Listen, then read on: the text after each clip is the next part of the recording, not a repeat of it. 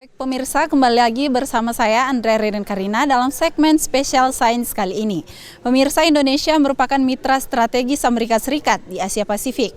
Menurut pemerhati Indonesia di Amerika Serikat, pemenang pemilihan presiden tidak akan banyak mempengaruhi hubungan baik antara Indonesia dan Amerika Serikat.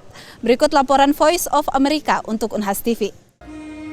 Pemerhati Indonesia umumnya menilai kampanye Pilpres 2024 relatif lebih tenang dan tak banyak memanfaatkan sentimen anti-asing. I think it seems to be a relatively calm, if I can use that term, election campaign, and with each of the candidates offering their positions in a pretty responsible and reasonable way, which is good.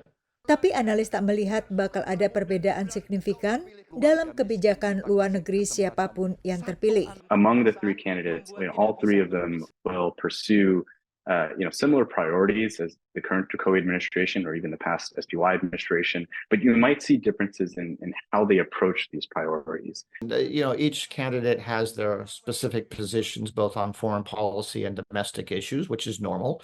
But to me, they all fall well within the parameters of what has been true in Indonesia for some time. And in terms of foreign policy, siapapun yang terpilih, Presiden baru Indonesia dipastikan konsisten dengan prinsip kebijakan luar negeri bebas dan aktif, meski dalam prakteknya akan berbeda dalam menyikapi persaingan antara Amerika Serikat dan Tiongkok. Anies Baswedan has come out and has been critical of what he describes as Indonesia's overly transactional foreign policy under the Jokowi administration. So whereas you have, in contrast, you have Prabowo Subianto, who again has emphasized continuity, but has also articulated a strategy relating to having, being a good neighbor and having friendly relations with all parties.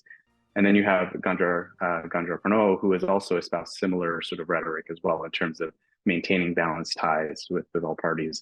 Hubungan Indonesia dengan Amerika Serikat tak selamanya mulus, ditandai ketegangan soal pelanggaran HAM era Soeharto hingga B.J. Habibie sebelum relatif menghangat saat Amerika Serikat dipimpin George W. Bush dan Indonesia dipimpin Susilo Bambang Yudhoyono. Tapi hubungan kedua negara juga banyak diwarnai persaingan Amerika Serikat dengan Tiongkok.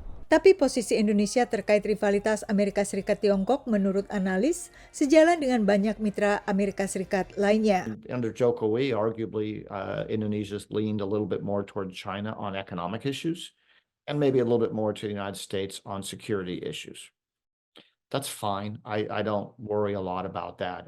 If there's one thing I'm very confident in, Indonesia is going to be very independent and it's going to work to have good relations with all countries, including China and the United States. Analis umumnya menilai siapapun yang terpilih dalam Pilpres Indonesia Amerika Serikat akan terbuka untuk bekerja sama, mengingat kedua negara saling membutuhkan. Dari Washington DC, Yuni Salim dan tim VOA. Baik pemirsa, demikian yang dapat kami laporkan. Andre Ririn Karina, Muhammad Saiful, Voice of America melaporkan untuk unhastv.